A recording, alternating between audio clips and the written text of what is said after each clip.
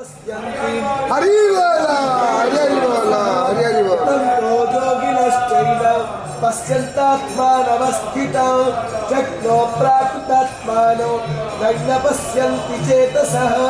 गदादित्वं गतं तेजो जगद्भासयतेऽखिलं यच्छङ्गामसि यच्चाग्नो तत्तेजो विद्धि मामगो कामाविश्वच भूतानि धारयामहमोजसा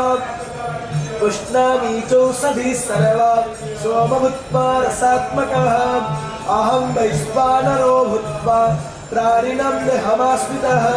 प्राणपानः समायुक्ता पचमन्यं चतुर्विधं सर्वश्च चाहं हृदि सन्निविष्टो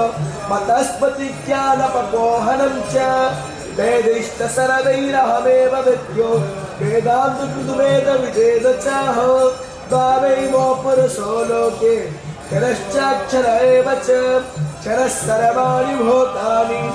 तस्माक्षर उच्यते उत्तमा पुरुष।